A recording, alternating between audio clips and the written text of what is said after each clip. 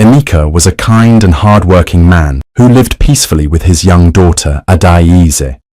Adaeze was a bright and cheerful girl who adored her father and shared a special bond with her mother. But their happiness was shattered when Adaeze's mother suddenly passed away. The loss was devastating for both father and daughter, leaving a deep emptiness in their lives. Hoping to bring joy and stability back to their home, Emeka decided to marry again. He believed Adaeze needed a mother to guide and love her, so he chose Nkem, a woman who seemed gentle, loving and perfect. Nkem presented herself as a kind and caring woman, and Emeka was convinced she was the right person to help heal his family. At first, Nkem appeared to be a good stepmother. She smiled warmly at Adaeze and pretended to care for her in front of Emeka, but behind Emeka's back, Nkem's true nature began to surface. She was envious of Adaeze's sweet personality and the love Emeka had for his daughter. Secretly, she despised the little girl and started plotting ways to make her life miserable. Unaware of Nkem's hidden cruelty, Emeka believed his family was finally healing. But for Adaeze, this marked the beginning of a difficult and painful journey, filled with challenges that would test her strength, resilience and faith. Adaeze was a kind and intelligent young girl who had always been her parents' pride and joy. She loved her mother deeply, and the two shared a bond that was unbreakable. Her mother would tell her stories at bedtime, help her with her schoolwork, and comfort her when she was sad. But everything changed the day her mother passed away. The house that was once filled with love and laughter now felt cold and empty. Adaeze struggled to understand why her mother was gone and why life felt so unfair. She tried to stay strong for her father, Emeka, but deep inside, she felt lost and lonely. When Nkem came into their lives, Adaeze thought things might get better. At first, Nkem seemed kind. She would smile at Adaeze, pat her on the head, and even call her my daughter in front of Emeka. Adaeze wanted to believe that Nkem could be like a new mother to her. But soon, Adaeze noticed something strange. When her father wasn't around, Nkem's smile would disappear and her voice would become cold. She would ignore Adaeze or give her sharp looks that made her feel unwelcome. Adaeze didn't understand why Nkem seemed to dislike her. She tried her best to please her stepmother by being polite and helpful, but no matter what Adaeze did, Nkem's hatred for her grew. Nkem was jealous of the love Emeka had for his daughter and saw Adaeze as an obstacle. To Emeka, Nkem acted like a loving stepmother, but behind his back, she secretly despised Adaeze. This marked the beginning of a very difficult time for Adaeze, as her once happy childhood turned into a painful and lonely struggle. At first, Adaeze thought she just needed time to get used to her stepmother, but soon, small signs of cruelty began to appear. One evening, Adaeze was hungry after a long day at school. She went to the kitchen to get some food, but Nkem stopped her. "You can eat after you finish cleaning the whole house," Nkem said coldly. Adaeze looked at her, confused, cleaning the entire house. That was not something her mother had ever made her do. But Adaeze didn't want to upset her stepmother, so she quietly obeyed. She scrubbed the floors, washed the dishes, and dusted every corner of the house while her stomach growled with hunger. When she finally finished and asked for food, Nkem smirked and said, "There's nothing left. You should have worked faster." Adaze's heart sank, but she didn't argue. She went to bed hungry that night, wondering what she had done to deserve such treatment. This became a daily routine. Nkem started giving Adaeze all the housework, cleaning, cooking, washing clothes, while treating her coldly. If Adaeze made a small mistake, like missing a spot while sweeping, Nkem would scold her harshly or refuse to let her eat. Whenever Emeka was home, Nkem would act sweet and caring, serving Adaeze food and speaking kindly to her. Emeka had no idea what was happening behind his back because Nkem was so good at pretending. Adaeze didn't want to trouble her father, so she kept quiet about her stepmother's behavior.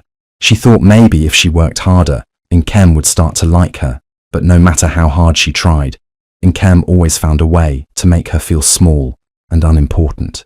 Adaeze started to miss her mother even more, wishing she was still there to protect her. The house that had once been her safe haven now felt like a place of endless chores and silent tears. One afternoon, while Adaeze was cleaning the living room as Nkem had ordered, She paused to touch the small silver locket around her neck.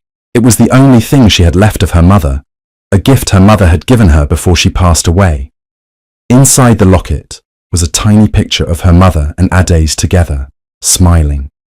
Whenever Adaise felt sad or missed her mother, she would hold the locket and feel a little closer to her. It gave her comfort, like her mother was still watching over her. Nkem noticed Adaise holding the locket and frowned. She hated seeing Adaise cherish anything that reminded her of her mother. To Nkem, the locket was a symbol of everything she wanted to erase: Adaise's bond with her mother and the love Emeka still had for his late wife. That evening, when Adaise was busy in the kitchen, Nkem quietly took the locket from Adaise's room. Later, when Adaise couldn't find her locket, she panicked. She searched everywhere, tears streaming down her face. "Stepmother, have you seen my locket?" she asked desperately. Nkem smirked and pulled it out from her pocket. "This old thing," she said coldly. "It's useless." Before Adaise could react, Nkem threw the locket into the fire burning in the kitchen. "No!" Adaise screamed, rushing toward the fire, but it was too late.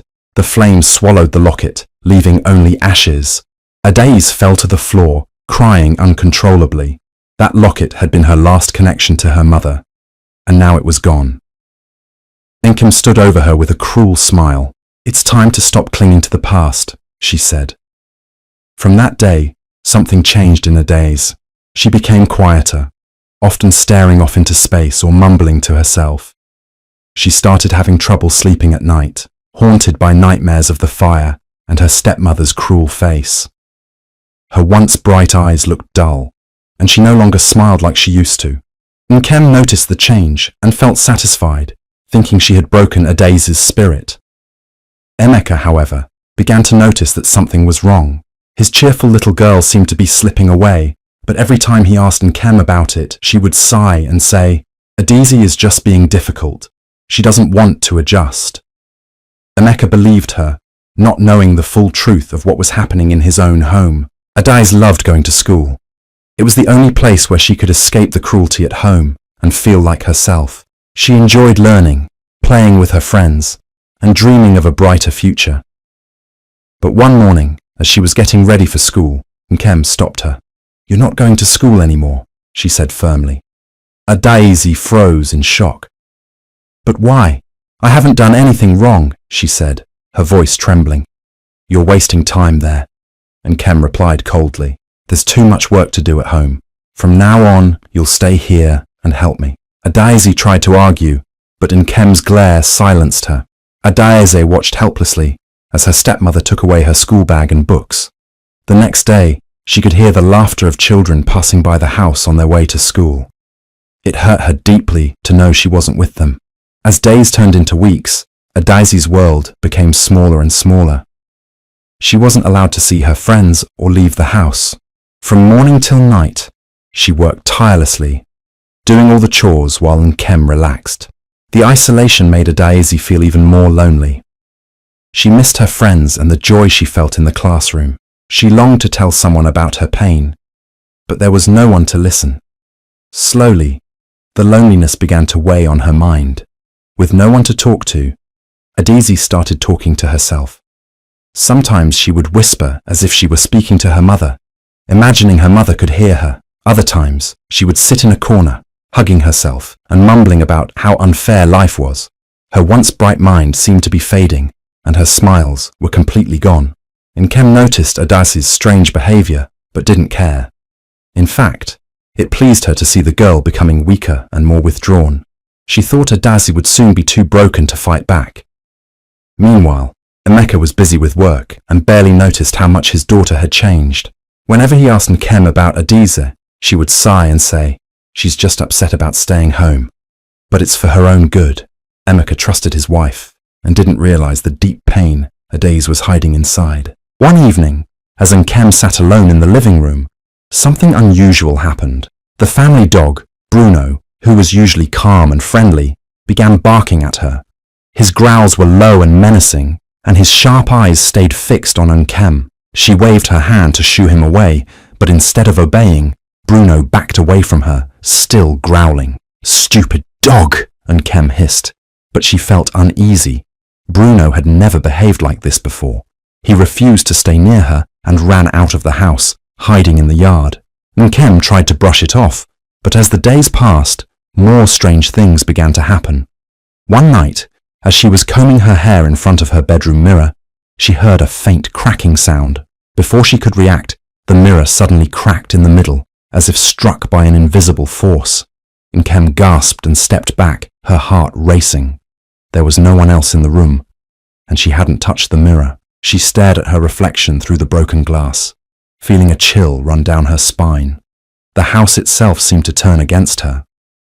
The once warm air felt cold, and she often felt as if unseen eyes were watching her.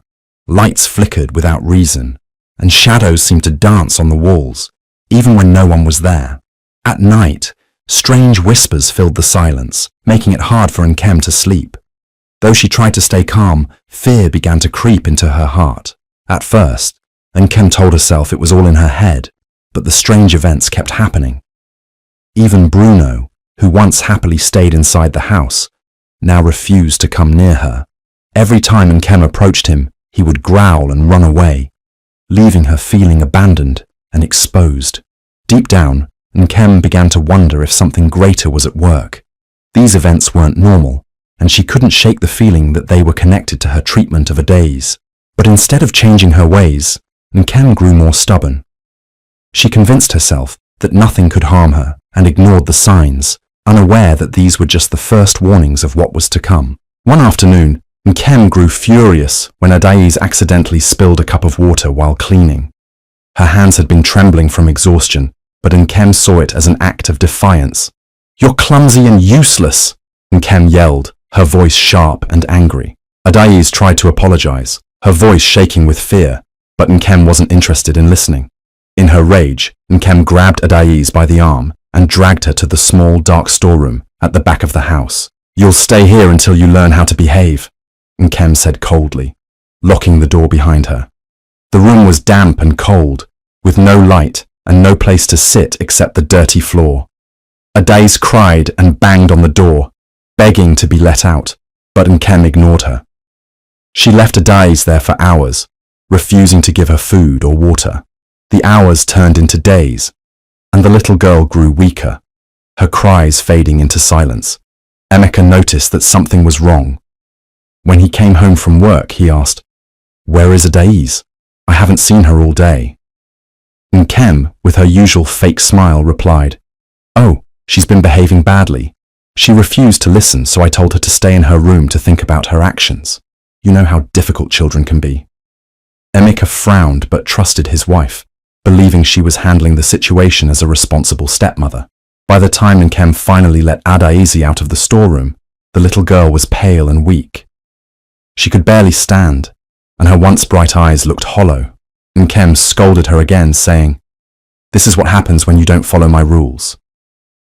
Adaise didn't respond. She was too tired, too broken. She shuffled off to her room, clutching her empty stomach, and lay on her bed, tears rolling down her face. Emeka began noticing changes in his daughter. She no longer ran to greet him when he came home, and her voice was quieter, almost like a whisper. She seemed to avoid looking him in the eyes, and her once lively spirit was gone. "Is Adaise all right?" he asked Nkem one evening. "She seems different." Nkem sighed and put on a concerned expression. "She's just moody. You know how children can be. She's still adjusting to having me here. It's not easy for her, but she'll be fine." Emeka nodded, wanting to believe her, but a small part of him couldn't shake the feeling that something wasn't right. Meanwhile, Adaise sat alone in her room, feeling more isolated and helpless than ever. The days of pain and loneliness finally took their toll on Adaise. Each passing moment in Nkem's house felt like a heavy weight on her heart. She no longer had the energy to cry, and her mind felt like it was breaking into pieces. Nkem's cruelty, the isolation, and the loss of her mother had left her feeling completely alone in the world. One evening, after finishing her chores, Adaise quietly slipped out of the house. She didn't know where she was going. She just wanted to escape the misery. Her feet carried her down the dusty village road as her thoughts swirled in her mind. Her lips moved as she spoke softly to herself. as if having a conversation with someone who wasn't there. "Mama, are you here? Can you hear me? I miss you so much," she murmured. She spoke about the locket, the days locked in the dark room, and how she wished everything would just end. The villagers passing by stopped to watch her. Her clothes were dirty, her hair was unkempt, and her once bright eyes were clouded with confusion. "Is that not Emeka's daughter?" one of the women whispered. "What is she doing out here? And why is she talking to herself like that?" Adaze kept wandering aimlessly, her bare feet aching from the rough ground. She didn't notice the people staring or hear their murmurs. Her mind was trapped in its own world, far from reality. "Mama, are you angry with me? Is that why you left?" she asked the empty air, her voice trembling. Eventually, one of the neighbors recognized her and rushed to stop her. "Adaze! What are you doing out here, child? Are you all right?" the woman asked, gently grabbing her shoulders. Adaze looked at her blankly, as if she didn't recognize her, and continued mumbling. "I'm sorry, Mama. I'll be good. I promise. Please come back." The neighbor, alarmed by Adaze's condition, quickly took her to her home and gave her food and water. "This poor child," she said, shaking her head. "Something is terribly wrong. I need to tell her father." She sent for Emeka, who arrived quickly, worried and confused. When Emeka saw Adaze sitting in the corner mumbling to herself, his heart broke. "What happened to my daughter?" he demanded, his voice filled with panic. But even then, Nkem managed to twist the situation, saying, "I've been trying to help her, but she's been acting strange. She doesn't listen, and she keeps blaming me for things I didn't do. I think she's just troubled by the loss of her mother." Though Emeka wanted to believe in Nkem, a part of him began to question her words. He looked at Adaze, his once cheerful daughter now a shadow of herself, and felt a deep pain in his chest. Something was very wrong, and he knew he couldn't ignore it any longer. Nkem felt a twisted sense of triumph as she watched Adaze fall apart. In her mind, she had won. Adaze's spirit was broken, and now the girl was no longer a threat to her control over the household. After Adaze's strange behavior in the streets, Nkem saw an opportunity to get rid of her once and for all. She pretended to be concerned, telling Emeka that Adaze needed a change of environment to heal. "Emeka," Nkem said one evening, her voice soft and full of fake worry. "I think Adaze needs help. Staying here isn't good for her anymore. She needs time to recover, and maybe some distance will help her." Emeka, already shaken by what had happened, listened carefully. "But where would she go?" he asked, troubled. "She needs her family, Nkem. She's all I have left of my late wife." Nkem put her hand on his and gave him a sympathetic look. "I understand, but sometimes love means letting go. What if we send her to your cousin's home in the other village? They'll take good care of her, and she can start fresh there. I'm only suggesting this because I care about her." Her words were like poison wrapped in honey, and Emeka, blinded by her act, reluctantly agreed. The next morning, Nkem packed Adaze's few belongings into a small bag. She didn't bother to ask Adaze how she felt about leaving. When she told Adaze she was being sent away, the girl simply nodded, too tired and broken to argue. Nkem smirked to herself, feeling victorious. She believed that once Adaze was gone, she would finally have full control of the house and Emeka's attention. When Emeka said goodbye to his daughter, he felt a pang of guilt. "It's only for a little while," he told her, trying to reassure himself more than her. Adaze didn't cry or protest. She simply lowered her head and whispered, "Yes, Papa." Her voice was so soft, it was almost inaudible. Emeka hugged her tightly, feeling an ache in his heart, but convincing himself that this was for her own good. As the cart carrying Adaze disappeared down the road, Nkem stood at the doorway, smiling to herself. She believed she had finally succeeded in erasing Adaze from her life. "Good riddance," she muttered under her breath, feeling a twisted sense of satisfaction. But what Nkem didn't know was that this false victory would be the beginning of her downfall. At first, everything seemed calm after Adaze was sent away. Nkem took control of the house again, believing she had won. But soon, strange things began to happen. Every night, when Nkem was trying to sleep, she would hear a faint voice calling her name. "Nkem, Nkem." It was a soft whisper, but it sounded so real. She would sit up in bed, heart racing, but there was no one there. At first, she told herself it was just her imagination, but the voice came every night, growing louder until she couldn't ignore it any longer. One evening, as Nkem was cleaning the kitchen, she heard the voice again. "Nkem, why did you do this?" it asked, echoing through the house. Nkem froze, her blood running cold. She quickly glanced around, but the house was empty. It felt as if the walls themselves were whispering to her. "Who's there?" she demanded, but no answer came. Over the next few days, more strange things happened. Nkem felt an uneasy chill in the air, and things in the house started to break for no reason. The plates would shatter without anyone touching them, and her favorite vase fell off the shelf despite no one being near it. Her reflection in the mirror seemed to change, as if someone else was standing behind her, though she was alone. The strange happenings unsettled her, and she began to feel that something was wrong, but she couldn't understand what it was. As if that wasn't enough, Nkem began to feel ill. It started with a headache that wouldn't go away, and soon she was feeling weak and dizzy all the time. Her stomach ached, and her energy disappeared. She went to the doctor, but there was no explanation for her sudden illness. "You're just stressed," the doctor said. "Take it easy for a while." But no matter how much she rested, Nkem didn't get better. Around the same time, the money she had been managing for the household started to disappear. Bills piled up, and there was never enough to pay for everything. Emeka's business began to suffer too. Clients stopped coming, and his work was not as successful as it used to be. Every time Nkem looked at the bank account, it seemed to shrink, and she couldn't figure out why. As Nkem's health worsened and the money problems grew, she began to wonder if these strange events were connected. Could they have something to do with Adai's? She hadn't treated the girl well, and now it seemed like something beyond her control, was turning against her. Nkem's thoughts became filled with fear. Deep down, she started to feel that she had done something unforgivable, and now she was being punished. After Adai's was sent away, she felt lost and alone. The journey to her relative's house was long, and when she arrived, she found a small, humble home. But there was something different about this place. The elderly woman who lived there, Aunt Ngozi, welcomed Adaize with open arms. "Don't worry, my dear," she said kindly. "You're safe here now." Adaize was too tired and broken to speak, but she felt a small spark of hope in her heart. Maybe this place could be different. Aunt Ngozi took care of Adaize with love and patience. She gave her nourishing food and a warm bed, something Adaize hadn't had in a long time. At first, Adaize felt weak, both physically and emotionally. The memories of her painful life with Nkem haunted her, and it was hard to sleep without waking up in fear. But Aunt Ngozi never judged her.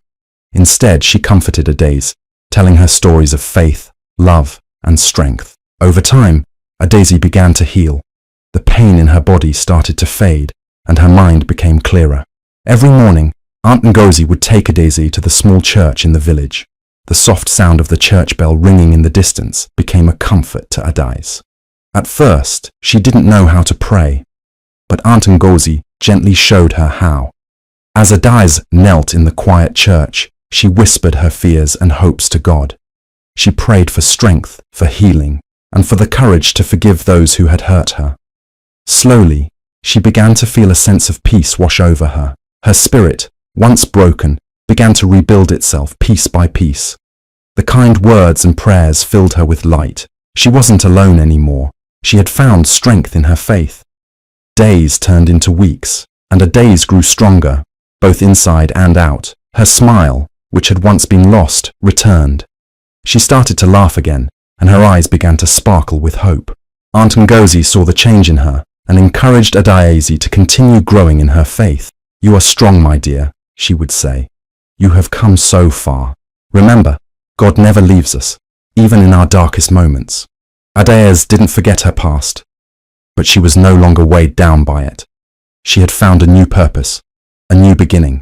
As she spent more time in prayer and reflection, Adaize began to understand that the pain she had experienced had shaped her into a strong young woman, and with that strength, she would face whatever came next with courage and grace. One afternoon, as Emeka was walking through the village, he ran into a neighbor, Mrs. Nwabudike.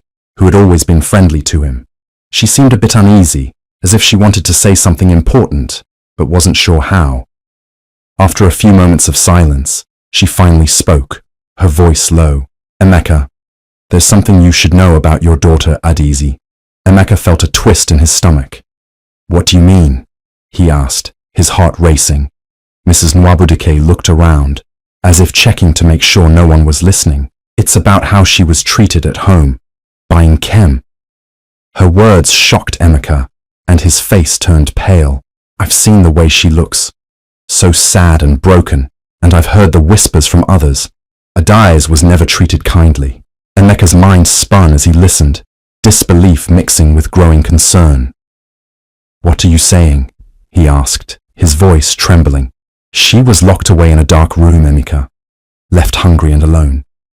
I saw it with my own eyes. The child was not given food, and she was punished for no reason. I know it's hard to believe, but I couldn't keep quiet any longer. Emeka was speechless.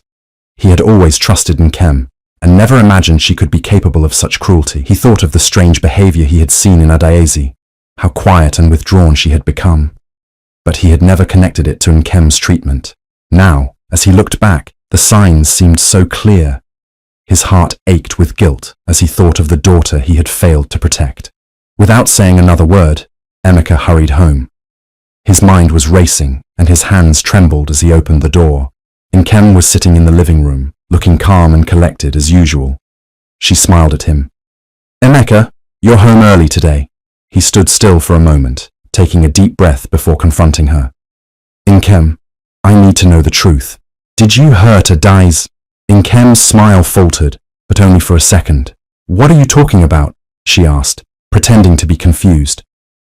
Of course I didn't hurt her. Adai's is just a difficult child, always acting out. She made everything hard for me, and I was only trying to teach her discipline. I'm sure she's lying about everything. Emeka's heart sank as Nkem's words hit him like a punch. He had never seen her this defensive before, and her tone was cold, almost angry. Don't you dare try to make it sound like it's Adaize's fault, Emeka said, his voice shaking with emotion. I've heard everything, Nkem. I know what you did, and I can't let it go any longer. Nkem's face went pale, but she quickly recovered, putting on her usual act. Emeka, you've been listening to gossip. Adaeze is just trying to cause trouble. You know how children lie, especially when they don't get their way. She tried to stand up, but Emeka stepped forward, his anger growing. No, Nkem, this isn't a lie. I've seen the truth, and I won't let you get away with it, he said, his voice filled with pain and anger. For the first time, Emeka realized that the woman he had trusted with his family had betrayed him in the worst way. He felt the weight of his mistake press down on him, and he knew things would never be the same again. After Emeka confronted Nkem, everything in her life began to fall apart. At first, it was small things. Her health started to deteriorate. She had trouble sleeping, and her once strong body grew weak and frail. Simple tasks that she used to do without thinking became difficult for her. She had headaches every day, and no matter what the doctors did, nothing seemed to help. Her beauty, once admired by everyone, faded. Her skin lost its glow. Her hair became dull and lifeless, and the sparkle in her eyes disappeared. She barely recognized herself in the mirror anymore. As her health worsened, her reputation in the village also began to crumble. People who had once smiled at her on the street now turned their backs. The whispers started. At first they were quiet, but as more people began to notice her misfortune, they grew louder. She's cursed, some villagers said. She must have done something terrible for her life to fall apart like this. Others spoke of her cruelty toward Adaize, the poor girl who had been sent away. The whole village seemed to know what had really happened, and no one wanted to be near her. Emeka also began to distance himself from her. He had tried to ignore the signs before, but now, seeing her suffering, he couldn't pretend any longer. He felt guilty for not protecting Adaize, and his love for Nkem began to fade. He spent more time away from home, visiting friends or working in the fields. He could no longer look at Nkem without remembering what she had done to his daughter. The distance between them grew wider with each passing day. Nkem became bitter and angry, but her bitterness only pushed Emeka further away. He had lost trust in her. and he no longer knew how to face her. The community too had turned against her, and soon she was alone. Her life, once filled with power and control, now seemed empty. People no longer greeted her in the market, and even her old friends stopped coming to visit. As Nkem's world crumbled, she realized too late that the cruelty she had shown Adaeze had come back to her in a way she never expected. She had once thought she could control everything, but now she was the one who had lost it all. She had hurt an innocent child, and in the end, it was her own life that had been shattered. God's justice had come in a way she couldn't escape, and Nkem was left to face the consequences of her actions, alone and broken. Years had passed since Adaeze was sent away, and during that time, she had grown into a strong, confident young woman. The girl who once wandered the streets, lost and broken, was now filled with purpose and peace. Her time with Aunt Ngozi had healed her both physically and emotionally. Adaeze had found a new sense of self through her faith, and she had become someone who was no longer defined by her past pain. One day, Adaeze decided it was time to return to her village. She had heard whispers of what had happened to Nkem, and though she had every reason to feel anger, Adaeze felt something different, compassion. She understood now that forgiveness was the only way to truly move forward. She had spent years healing, and she knew it was time to show mercy to the woman who had once tormented her. As she walked through the familiar paths of the village, people stared in awe. The young girl who had once been a shadow of herself had come back, but now she was full of life and grace. Adaeze's strength was evident in the way she carried herself, and the villagers couldn't help but admire her. When she reached her old home, she saw Nkem sitting in front of the house, her eyes tired and her face worn with age. The woman who had once been so full of pride and cruelty now looked small and defeated. For a moment, Adaeze hesitated. She remembered the pain, the suffering, and the way Nkem had hurt her. But then, she remembered the peace she had found through forgiveness and prayer. Adaeze took a deep breath and approached Nkem. Nkem looked up in surprise, her eyes wide with disbelief. "Adaeze," she whispered, her voice trembling. She hadn't expected the girl to come back, let alone stand before her with such calmness. "Yes, Nkem," Adaeze replied, her voice steady. "I've come to forgive you." Nkem's face twisted with confusion and fear. "Forgive me, after everything I did to you?" she asked, her voice filled with shame. Adaeze nodded. "I understand now. You were broken in your own way. I used to carry anger in my heart, but I've learned that holding on to hate only keeps you in chains. I am free now, and I want you to be free too." Nkem sat in silence, her eyes filled with tears. She had never expected Adaeze to be so kind, so strong, after everything she had put her through. Slowly, she reached out, her hands shaking. "I'm so sorry, Adaeze," she whispered, her voice filled with regret. "I don't deserve your forgiveness." Adaeze smiled gently, the forgiveness in her heart shining through. "We all make mistakes, Nkem. What matters is that we learn from them. I have forgiven you, and I hope you can forgive yourself too." With those words, Adaeze turned and left. She didn't need to stay any longer. She had come to offer forgiveness, and now she could walk away, knowing she had done what was right. Nkem, sitting alone in the dust, felt the weight of her years of cruelty lift ever so slightly. She realized, in that moment, that Adaeze's strength had given her a glimpse of hope, even if she didn't know how to find peace for herself just yet. Adaeze's return wasn't just a physical one. It was a symbol of her growth, her healing, and the incredible strength she had found in forgiveness. In the days that followed Adaeze's return, Nkem's life seemed to crumble further. The people in the village continued to avoid her, and the whispers about her cruelty never stopped. She spent her days in the quiet of her home, staring out the window at a world that no longer cared for her. The woman who had once been so proud and full of control now felt like a shadow of her former self. Her health continued to worsen, and the bitterness in her heart grew. But despite her pain, she couldn't escape the one truth that haunted her, the kindness Adaeze had shown her. Nkem often found herself thinking about that moment when Adaeze had forgiven her. She couldn't understand it, How could a girl who had been so mistreated show such grace and compassion? It was a lesson Nkem hadn't learned in her life, and it hurt her to know that Adaeze had something she didn't: peace. While Nkem struggled to make sense of everything, Adaeze had found a place of true peace in her heart. She had forgiven Nkem, not because it was easy, but because she understood that carrying hatred would only hurt her. Adaeze's life was no longer defined by the pain Nkem had caused her. Instead, it was defined by the strength she had found in herself, in her faith, and in her ability to forgive. One evening, as the sun set and the sky turned a soft orange, Adaeze sat quietly in the small church in the village. She closed her eyes and prayed, not just for herself, but for Nkem as well. "Please, God," she whispered, her voice soft but filled with sincerity. "Help Nkem find the peace she needs. Help her see the way to forgiveness, just as I have." Adaeze's prayer wasn't out of pity, it was out of love. She had learned that forgiveness didn't mean forgetting or excusing the wrongs done to you. It meant freeing yourself from the chains of anger and pain. By forgiving Nkem, Adaeze had set herself free. Now, she prayed that Nkem could find the same freedom, the same peace.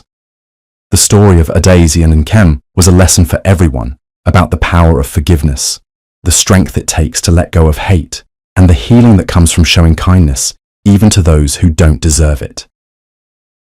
Adaeze had shown that forgiveness wasn't a sign of weakness, but a sign of strength.